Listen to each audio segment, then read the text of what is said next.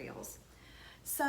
Every artist needs materials, right? You need something to make art with. In our book, we learned that we can make art even from things we find in nature. We can make art anywhere.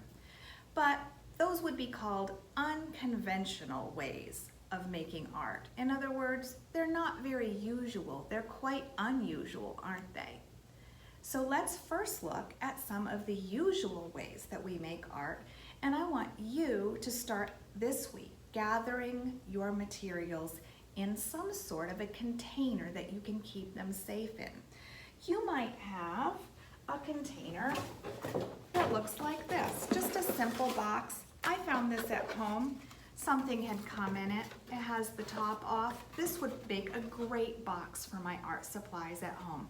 I can decorate it, I can put my name on it, and I always know where my supplies are. It's important to keep your supplies in the same place so that you can always find them for art class. One possibility. I had this container at my house. This used to have protein shakes in it, and I took the label off. This would be a great place to keep markers and scissors and things like that. This is a very unusual container for art supplies. This, what do you think this was? This was a cake box.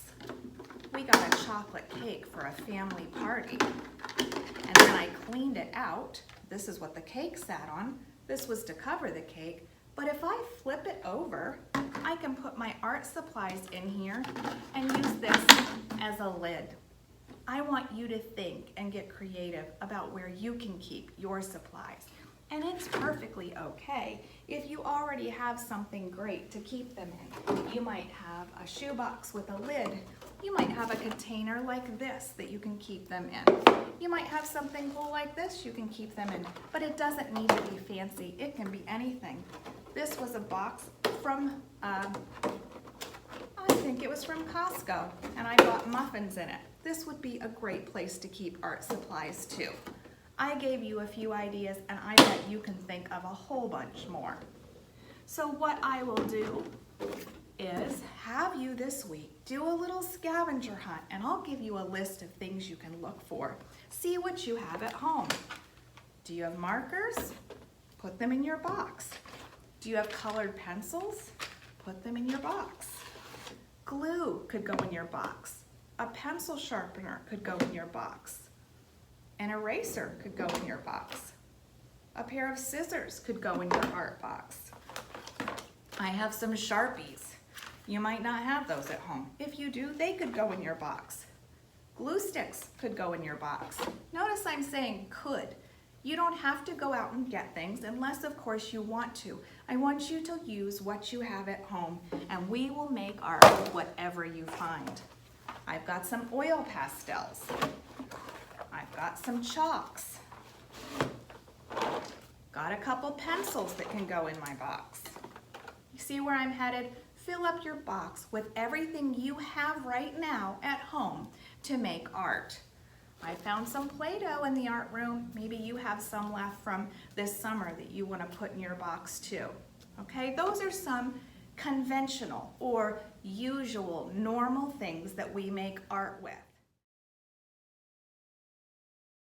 All right, let's talk about some more unusual things you might have at home to make art with. When we make some sculpture or you might choose to make sculpture, aluminum foil is a fun thing to make 3D art with. Aluminum foil. You might have someone in your home, a grown-up in your home that likes to sew, that has scraps of fabric. Maybe it's your grandmother or your aunt or your next door neighbor, and you could say, hey, do you have any fabric scraps? Fabric scraps are great for three-dimensional art, for collage, so any sort of fabric you might find. Maybe you have somebody special in your life that likes to knit or crochet, and they have little ends of yarn balls that they don't want anymore. Maybe they would give you those to put in your art box. I found some cotton balls. Who knows what I could come up with to make with those. So those are a few unconventional things I found, and I think you might think of more. Buttons. Again, if somebody in your family sews and you have buttons. Magazines.